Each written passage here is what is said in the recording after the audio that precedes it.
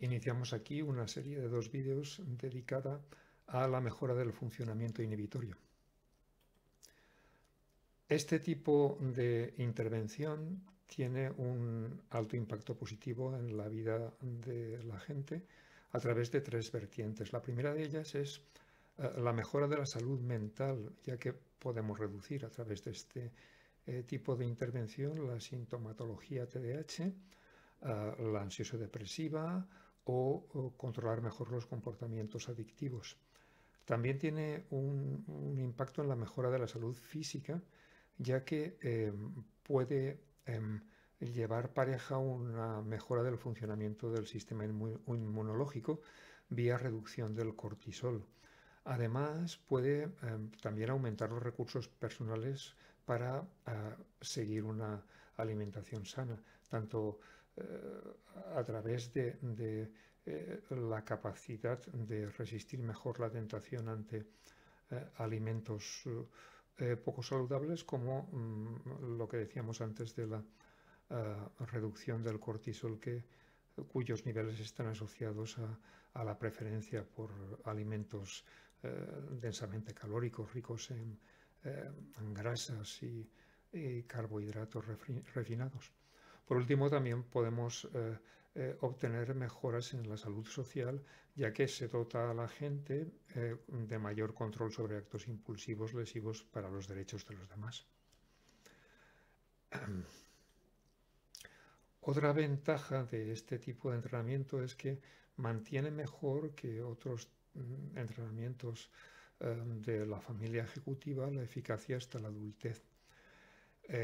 Pues, por ejemplo, el entrenamiento en velocidad de procesamiento, flexibilidad cognitiva o el de actualización, capacidad de memoria de trabajo, tiende a perder una pérdida de eficacia bastante considerable al acabar la adolescencia.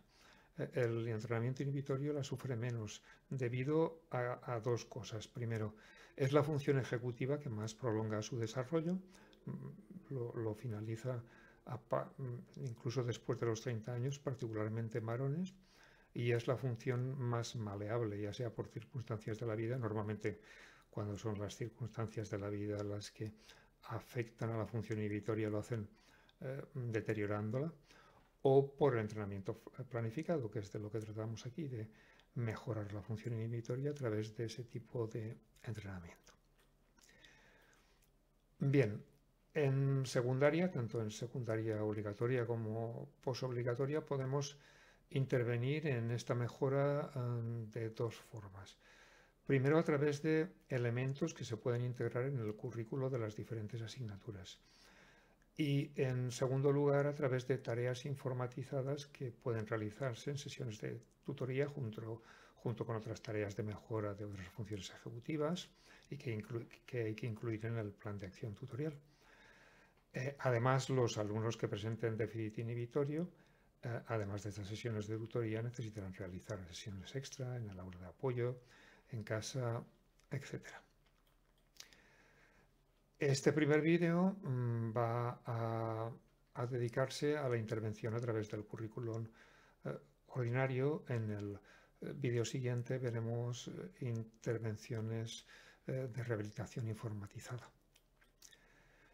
Bien, los contenidos curriculares efectivos para mejorar el funcionamiento inhibitorio están especialmente presentes en el área de educación física. Veremos 2 ejemplos de ello: el entrenamiento interválico de alta intensidad, más conocido por las siglas anglosajonas HIIT, o el Badwancing. Y el resto de la mayoría de las otras asignaturas, puesto que el entrenamiento inhibitorio se puede realizar a través de la intervención en estrategias de comprensión profunda de textos, cosa que es beneficioso para la mayor parte de las asignaturas, y veremos 2 tipos de estas estrategias: el G-Reasoning Training o GRT o el trabajo con mapas conceptuales. Lógicamente, antes de introducir todos estos elementos curriculares en la programación de las asignaturas, necesitamos antes realizar formación previa del profesorado, el curso anterior.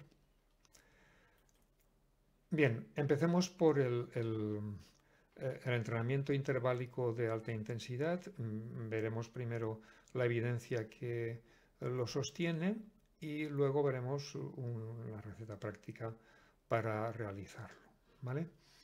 Bien, el metaanálisis más importante realizado hasta la fecha, creo que es de 2020, ¿sí? Es este de Xie y otros, en el que estudian el efecto de este tipo de entrenamiento tanto agudo, es decir, al cabo de unas horas, de unos media hora o unas horas de haberlo realizado, como crónico. Pues, por ejemplo, después de seguir un programa de entrenamiento de varias semanas, volver a hacer un post-test de funcionamiento inhibitorio. Bien, veamos los resultados. Vemos que la intervención aguda, ¿vale?, provoca fundamentalmente mejoras en la inhibición, ¿vale? Aquí tenemos el número el porcentaje de estudios que registran, o no sé si el porcentaje o el número de estudios que registran mejoras en el caso de niños adolescentes, y el caso de estudios que registran mejoras en adultos. Esta parte izquierda es la intervención aguda y estos serían los resultados de la intervención crónica, ¿vale? Vemos que la intervención aguda registra mejoras en inhibición tanto en niños adolescentes como en adultos, mientras que la intervención crónica tiende a restringir su mejora en niños y adolescentes. Bien, en este otro artículo que enlazo está restringido en este caso a los efectos agudos de la intervención, pero bien, nos dice exactamente qué funciones ejecutivas mejoran más, qué funciones ejecutivas mejoran menos, qué tipo de ejercicio es mejor, si el aeróbico, el anaeróbico, etcétera, si es mejor hacer recuperaciones activas o pasivas, la duración de los entrenamientos, etcétera, y sobre todo también investiga las causas subyacentes de la mejora de la inhibición a través del ejercicio, y encuentra que hay una correlación positiva muy alta entre la mejora del funcionamiento inhibitorio y la elevación de los niveles de la sustancia neurotrófica derivada del cerebro, ¿vale? Es decir, si conocéis algo de la investigación acerca de las relaciones de la mejora del estado de ánimo a través del ejercicio, veréis que también es debido al aumento de esta sustancia. Y si conocéis la investigación acerca de los efectos antidepresivos, en este caso de los inhibidores de la recaptación de serotonina, también sabréis que los niveles de serotonina tienen muy poco que ver con la eficacia o la baja eficacia de estos fármacos, sino que en general actúan a través precisamente de la elevación de los niveles de la sustancia neurotrófica derivada del cerebro, ¿vale? Es decir,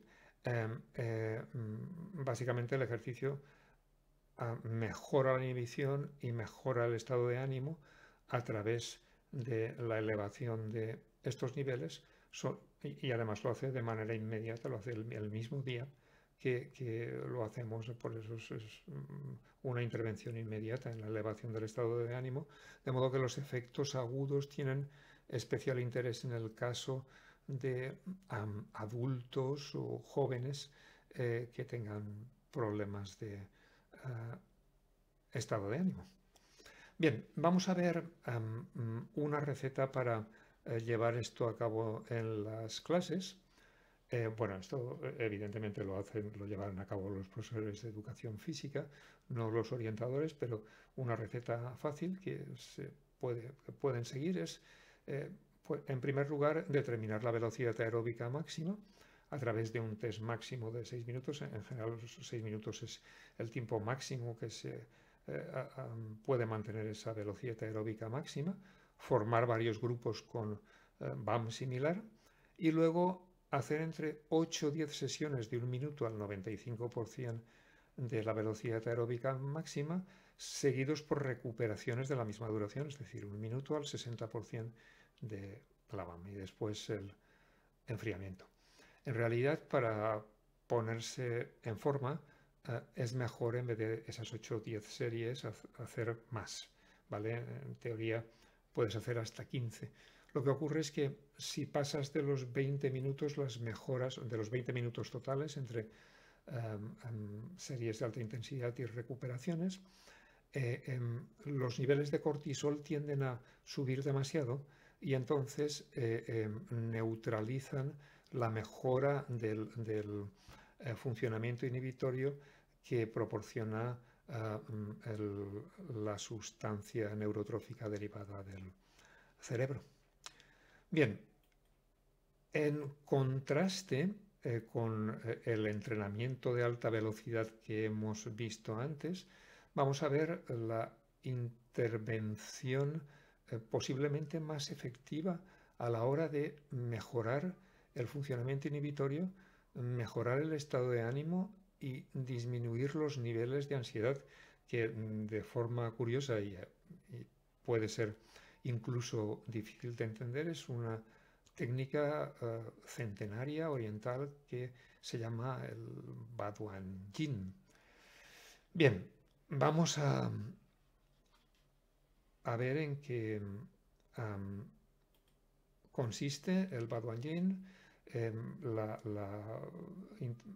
modalidad o la sesión de Baduan Yin más estudiada es la que se llama las 8 joyas del brocado, que básicamente son 8 movimientos que se ejecutan a cámara lenta, unos 15 segundos cada movimiento, que reciben varios nombres: sostener el cielo, tensar el arco, separar el cielo de la tierra, mirar hacia atrás para prevenir enfermedades, etcétera, ¿vale?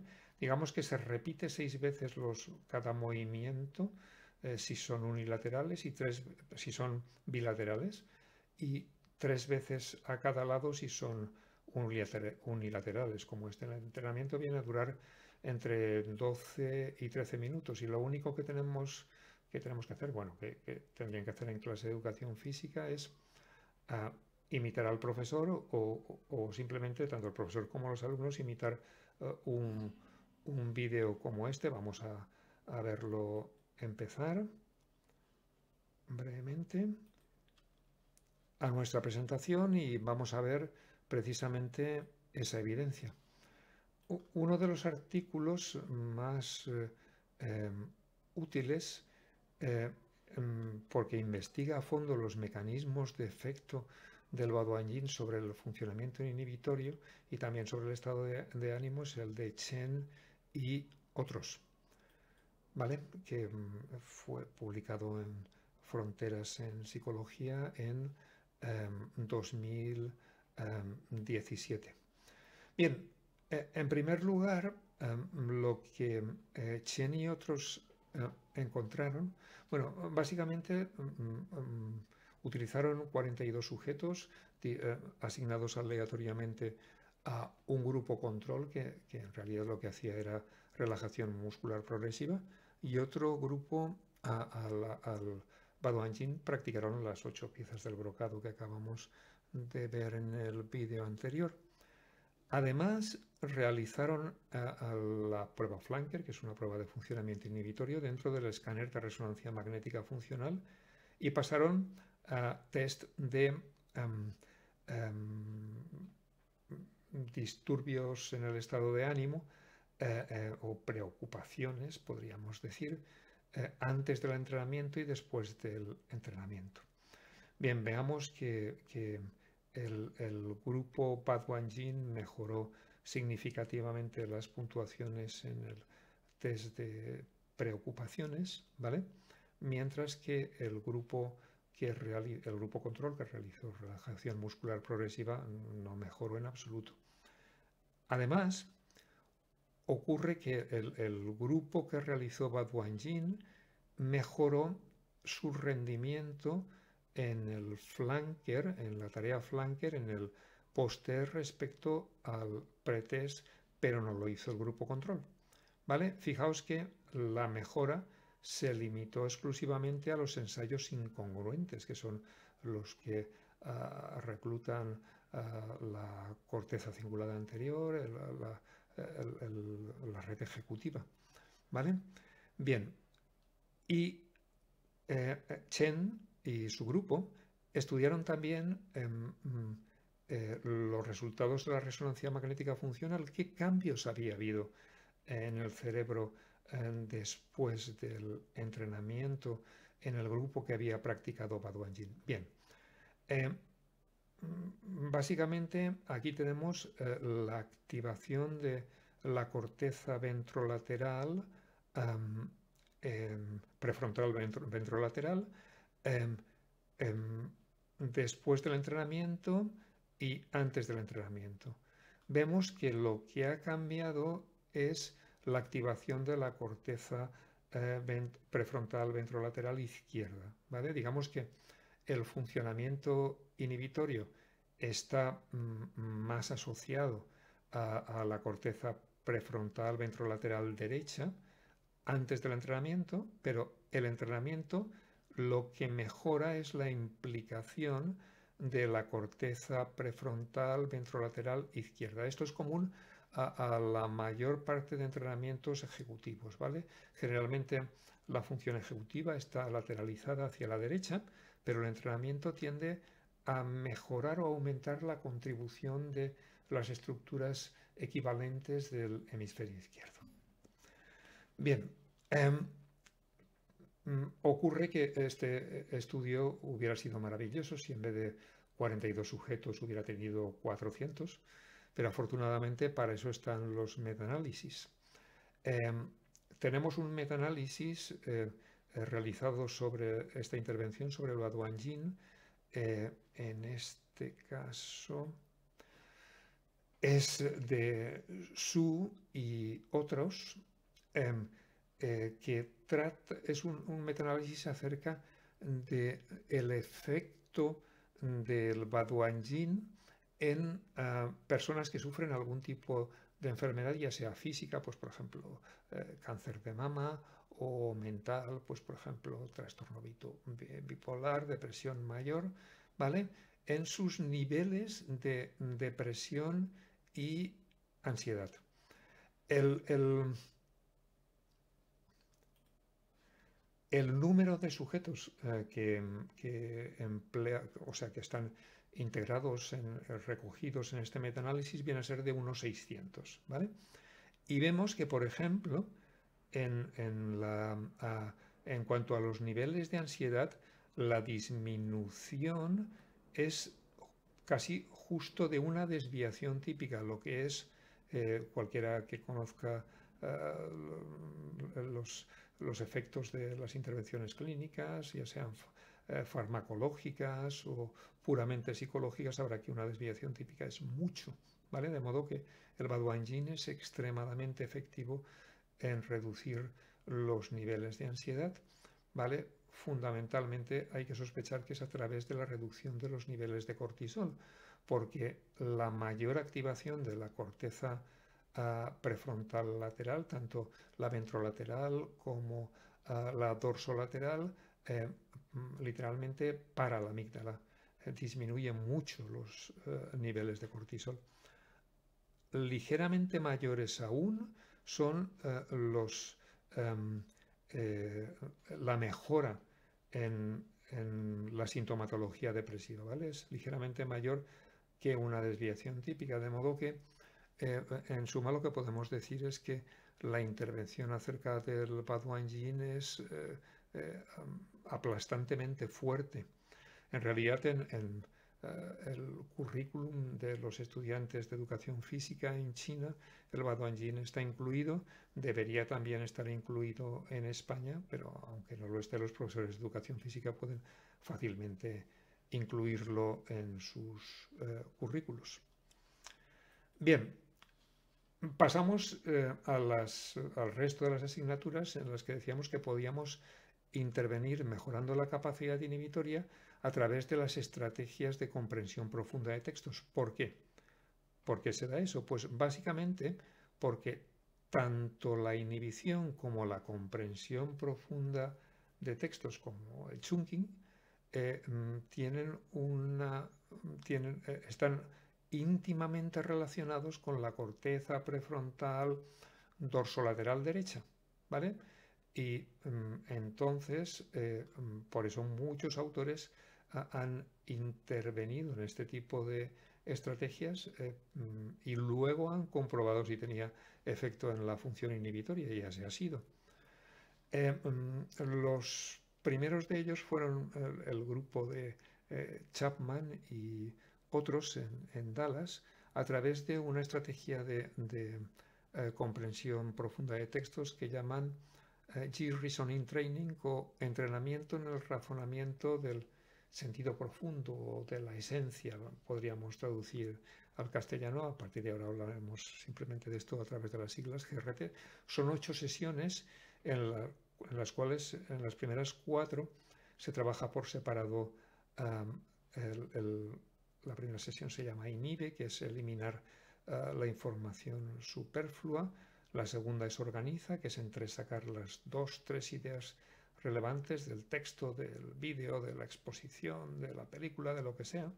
La tercera se dedica a la inferencia, que es integrar las 2 o 3 ideas clave que hemos sacado antes, y luego generalizarlo, que es la generalización se refiere a relacionarlo con nuestra base de conocimientos previas.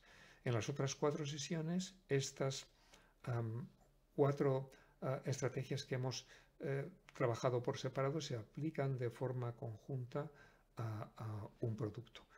¿Cuáles son los...? Enlazaré un documento acerca del G-Reasoning Training en la descripción del vídeo. El grupo de Chapman puso a prueba si la intervención mediante el GRT tenía efectos en una tarea inhibitoria. En este caso es un GO-NO-GO de tipo semántico con 3 niveles. Es el nivel básico, el nivel básico múltiple con varios objetos de cada categoría, y el nivel supraordenado, ¿vale? Y lo que obtuvieron fue que, aquí pone lo que es SMART, es el grupo GRT. Antes de llamarse GRT, este tipo de entrenamiento se llamaba SMART, luego cambiaron a GRT. Y vemos cómo entre el grupo no hay cambios en Go, pero sí hay cambios en no Go, ¿vale? Y solo los hay en el grupo GRT y no en el grupo control. Los sujetos hacían esta tarea con Go con los electrodos colocados para tener medidas de ERP, ¿vale? Potenciales relacionados con eventos.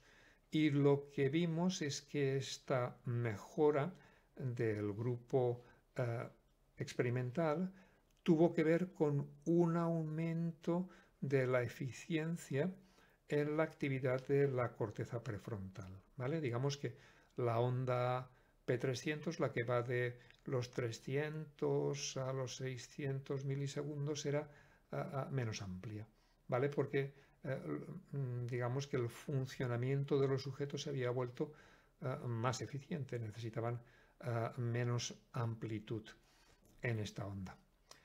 Bien, el GRT también ha mostrado transferencia al Stroop palabra color en adolescentes y adultos que habían sufrido lesiones cerebrales de origen traumático, y además también ha mostrado su utilidad en casos de disfunción mínima que suele anteceder al Alzheimer en personas mayores, o en la mejora del flujo cerebral a la red ejecutiva o la red del modo por defecto en adultos mayores de más de 60 años en general. Bien, si el GRT es poco conocido en Europa, aquí en Europa están más difundidos los mapas conceptuales, que también es una estrategia de comprensión profunda de textos, que además se basa fundamentalmente en el chunking por jerarquización. Todavía no hay evidencia acerca del impacto del trabajo con mapas conceptuales en el funcionamiento inhibitorio, pero desde el punto de vista lógico tiene que haberla, y probablemente mayor que la del GRT. De modo que vamos a ver una estrategia para introducir los mapas conceptuales. Bueno, esto es bastante conocido y está muy difundido, pero os cuento la que sigo yo, la que he seguido yo. En el curso previo haríamos formación del profesorado. Al siguiente curso, empezando con primero de ESO, los críos empezarían a aprender a diseñar mapas conceptuales usando una herramienta informática, Concept Tools, que podéis descargar desde esta dirección. También incluyo la dirección en la descripción. Y luego, a partir de segundo de ESO, ya empezaríamos a usar los mapas conceptuales, en este caso prediseñados por el profesor, pero con conceptos eliminados, en la evaluación de algunos contenidos. Os presento algún ejemplo de esos conceptos. Vale, pues, por ejemplo,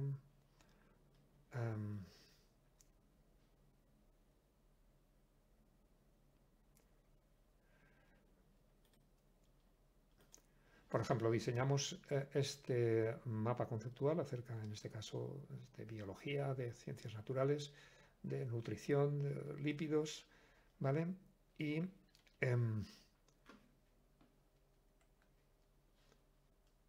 luego le eliminamos algunos de los conceptos, quitamos estos conceptos, ¿vale?, que hay, y se los proporcionamos a los alumnos en una lista de conceptos al mismo tiempo que tienen el texto a partir del cual tienen que completar el mapa conceptual. Digamos que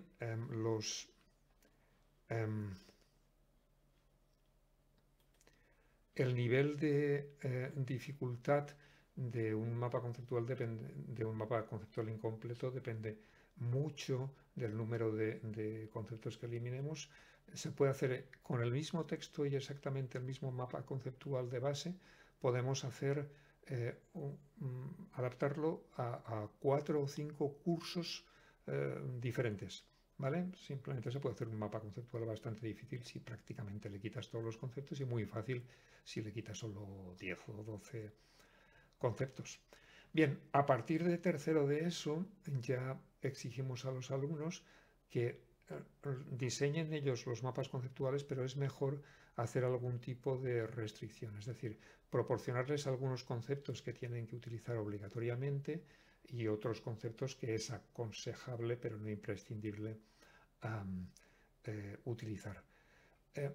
Desgraciadamente, el mecanismo de evaluación de mapas conceptuales que propusieron los autores, Novak y Bowen, es lamentable, tiene una validez prácticamente nula.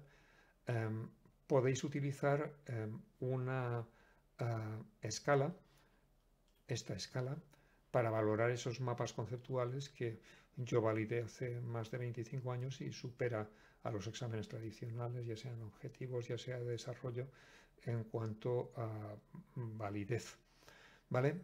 Bien, y esto es todo por el vídeo de hoy. En el próximo veremos la rehabilitación o entrenamiento informatizado de la función inhibitoria.